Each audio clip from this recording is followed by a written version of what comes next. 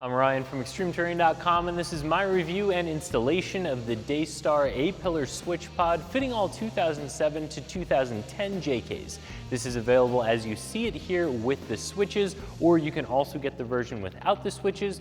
That'll require a little bit more cutting to get your own switches installed.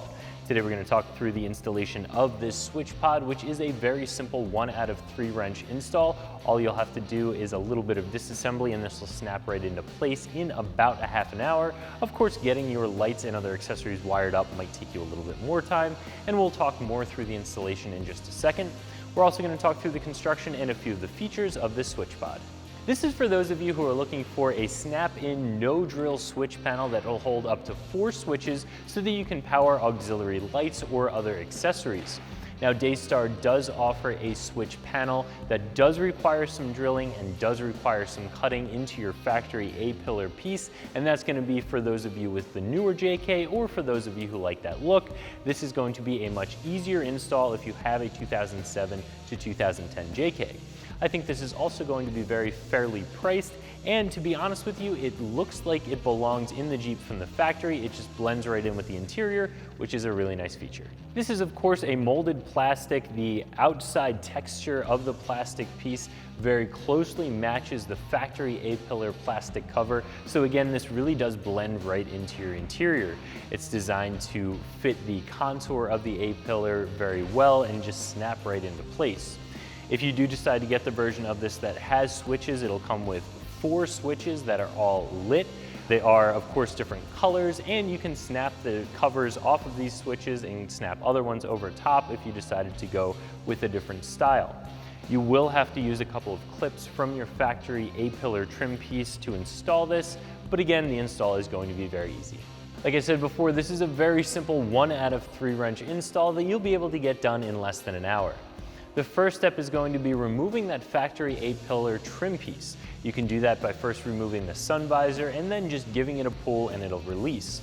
From there, you can unclip the metal clips that are on the back of that factory trim piece and put it on your new Daystar trim piece. You are going to reuse those. After that, you can pull all of your wires into that corner up by the A-pillar and get them ready to make the connections at the switches. Now, if you purchase the version of this with the switches, all you have to do is plug everything in and snap your new switch panel in place. If you purchase the version without the switches, you'll have to make the cutouts for your switches, install them in the trim piece, and then connect your wires and snap everything in place.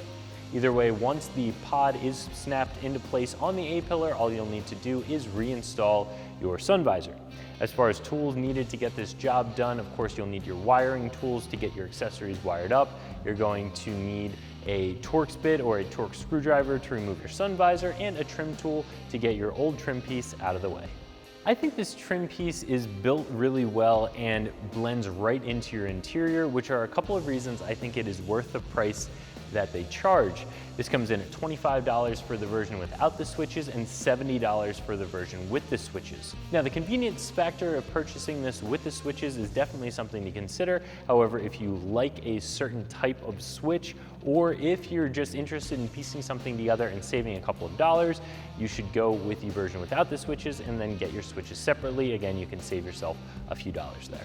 So if you have some accessories in your Jeep, whether it be a radio, a winch, or lights, and you're looking for a very clean and easy to install switch pod that doesn't require drilling or cutting of your factory interior, this is going to be a great choice.